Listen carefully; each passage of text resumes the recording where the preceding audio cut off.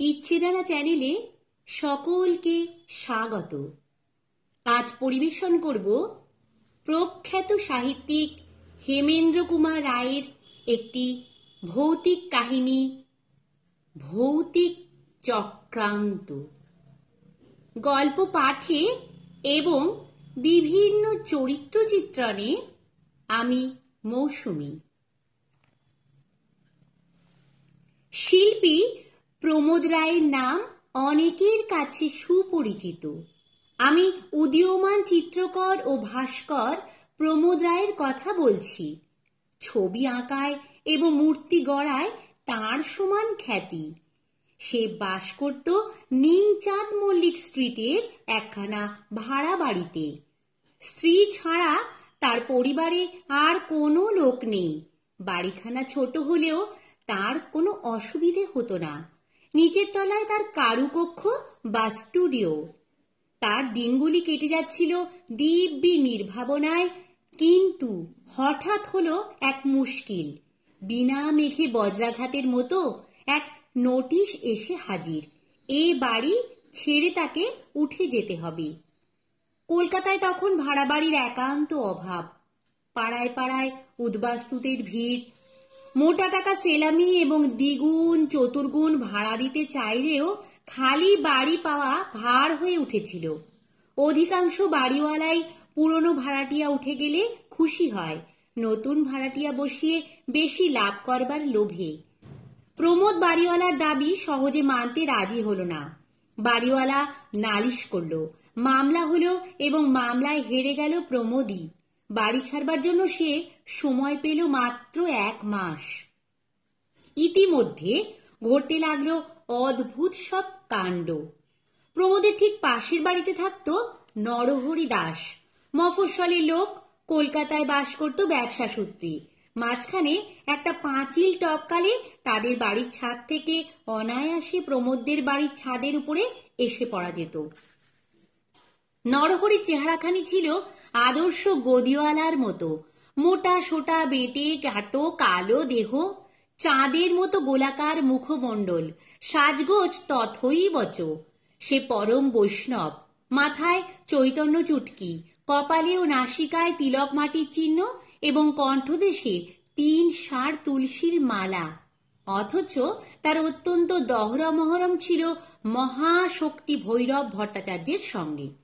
ভৈরবের চেহারা ছিল লম্বায় চওড়ায় দশাশয়ী, হাস্য ছিল অট্টহাস্যের মতো এবং বাক্য ছিল হুঙ্কারের মতো।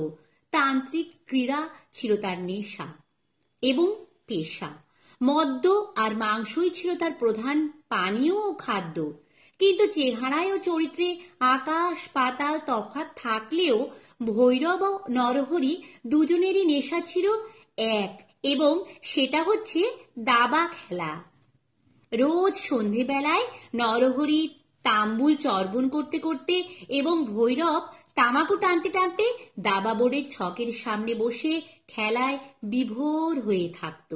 সে সময় তাদের দেখলে লোকে বলা বলি করত, এও যখন সম্ভবপর তখন বাঘে আর গরুতে মিলনই বা অসম্ভব হবে কেন? কিন্তু এমন মিলনেও বাগড়া পড়ল। আচম্বিতে মেনিনজাইটিস রোগে নরহরি হল গতাশু এবং সে বাড়ি ছেড়ে দিয়ে চলে গেল তার পরিবারবর্গ। ভেঙে গেল সেখানকার দাবা বোর্ডের সন্ধ্যা আসর। নরহরির মহাপ্রস্থানে ভৈরব ভট্টাচার্য দুঃখ পেল বটে, কিন্তু পরম আনন্দ লাভ করল তার বাড়িওয়ালা ক্ষেত্র বা খেতু মল্লিক। নরহরি ভাড়া দিত মাসিক 50 টাকা। খেতু মল্লিক এখন জোপে দাবি করে বসল এককালীন 1000 টাকা সেলামি এবং মাসিক 150 টাকা ভাড়া। দিনকাল যা পড়েছে তার দাবি নিশ্চয়ই অপূর্ণ থাকতো না। এমনকি হবু ভাড়াটিয়ারা আনাগোনাও শুরু করে দিল। কিন্তু সহসা সংঘটিত হলো এক রোমাঞ্চকর ও অভূতপূর্ব ঘটনা। এক পূর্ণিমা রাত্রে পথ দিয়ে চলতে চলতে নরহরিদের পরিত্যক্ত তালাবন্ধ খালি বাড়ির বারান্দার দিকে তাকিয়ে বদন চাটুর্যে দেখল এক বিশ্বদৃশ্য দৃশ্য। বারান্দার এক পাশে চুপ করে দাঁড়িয়ে আছে মুখ সর্বাঙ্গ সাদা কাপড়ে ঢাকা এক সন্দেহজনক মূর্তি। বদন চেঁচিয়ে বলল, কে কে ওখানে দাঁড়িয়ে? কোনো সাড়া নেই। বদনের সঙ্গে ছিল টর্চ। সে টপ করে টর্চের চাবি টিপে আলো জেলে যা দেখল তা সম্ভবপর নয়, যুক্তিসঙ্গত নয়। সে মূর্তি হচ্ছে নরহরি দাসের।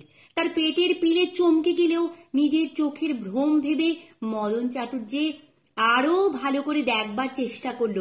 হুম, মোটেই চোখের ভ্রম নয়, ও মুখ অবিকল নরহরি দাসের। ভয়ে সাদা হয়ে গেল বদনের বদন। ঠক ঠক করে কাঁপতে কাঁপতে বলে পাড়া কাঁপানো চিৎকার করে সে ঘন্টার 20 মাইল বেগে দৌড় মারল নিজের বাড়ির দিকে।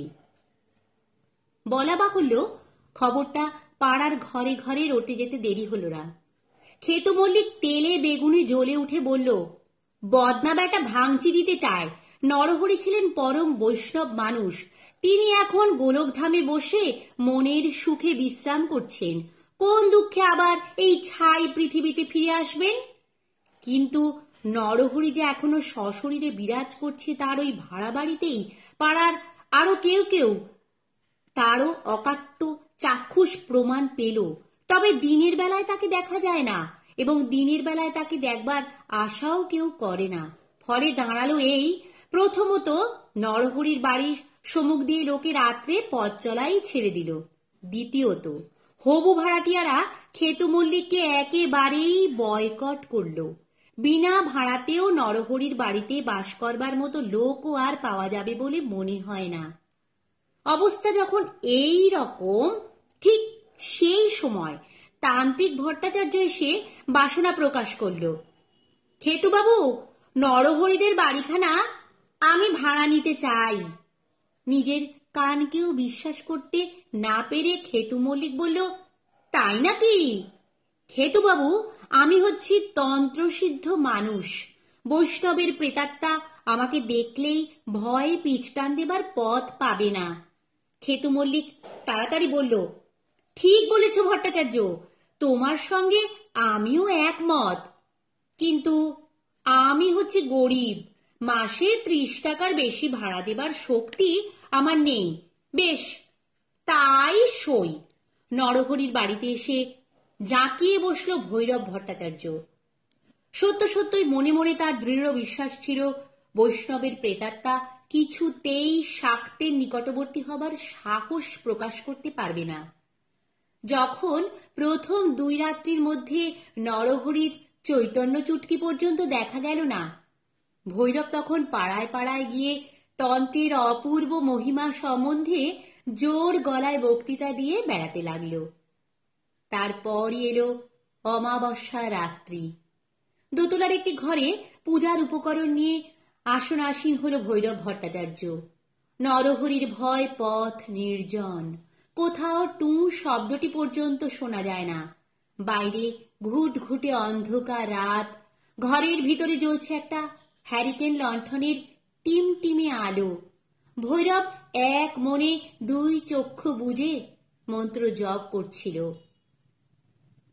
আচমকা একটা বিকৃত আনুনাসিক কণ্ঠস্বর শোনা গেল, ভৈরব, এক চালা দাবা খেলবে ভায়া? ভয়ঙ্কর চমকে গিয়ে ভৈরব চোখ খুলেই দেখে ঘরের দরজার কাছে পা থেকে গলা পর্যন্ত ধবধবে সাদা কাপড়ে মুড়ি দিয়ে দাঁড়িয়ে আছে স্বয়ং নরহরি ছাড়া আর কেউ নয়।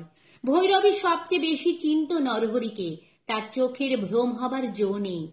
তারপর আর কিছু নয়, বিরাট এক আর্তনাদ এবং ভৈরবের ভূমিতলে পতন ও মূর্ছা।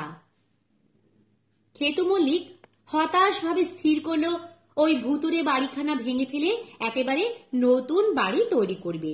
কিন্তু হঠাৎ যখন শিল্পী প্রমোদ রায় এসে নরহরির বাড়িখানা ভাড়া নিতে চাইলে, তখন খেতু মল্লিকের চেয়ে বিস্মিত লোক পৃথিবীতে আর কেউ ছিল না বোধ হয়। প্রমোদ বলল, কলকাতায় খাড়ি বাড়ি দুর্লভ, অথচ বাড়িওয়ালার হুকুমে আর এক হপ্তার মধ্যে আমাকে উঠে যেতে হবে। সুতরাং আমার অবস্থা বুঝতেই পারছেন তো। খেতু মল্লিক বলল, বেশ বাবা, আমি বেশি ভাড়াও চাই না, তুমি মাসে 25টি টাকা দিও। তাহলে এই 25 টাকা অগ্রিম নিয়ে 3 বছরের করারে আমাকে চুক্তিপত্র লিখে দিন। আচ্ছা। পাশের বাড়িতে উঠে যাবার জন্যে প্রমোদ নিজের স্টুডিওর ছবি ও প্রতিমূর্তিগুলোকে স্থানান্তরিত করবার ব্যবস্থা করছে। এমন সময় তার স্ত্রী নমিতা এসে ভয় ভয় বলল, ওগো, নরহরি বাবুর বাড়িতে গিয়ে আমি থাকতে পারবো না। কেন? কেন তা কি তুমি জানো না? প্রমোদ হাসি মুখে নমিতার হাত ধরে ঘরের এক কোণে গিয়ে দাঁড়ালো। তারপর একখানা সাদা চাদর একধারে সরিয়ে দিতেই দেখা গেল একটা খড়ের কাঠামোর উপরে বসানো রয়েছে নরহরির রং করা মাটি দিয়ে গড়া মুখমণ্ডল। নমিতা হতভম্ব। প্রমোদ বলল, আমি হচ্ছি ভাস্কর, নরহরির মুখ আমি অনায়াসেই গড়তে পেরেছি। পাঁচিল টপকে পাশের বাড়িতে যাওয়াও আমার পক্ষে কঠিন হয়নি। আমাকে সাহায্য করেছে আবছা রাত, মানুষের স্বাভাবিক ভয় আর কুসংস্কার। নমস্কার। গল্প পাঠ ভালো লাগলে চ্যানেলটি সাবস্ক্রাইব করে দিও আর লাইক, কমেন্ট, শেয়ার করতে ভুলো না কিন্তু।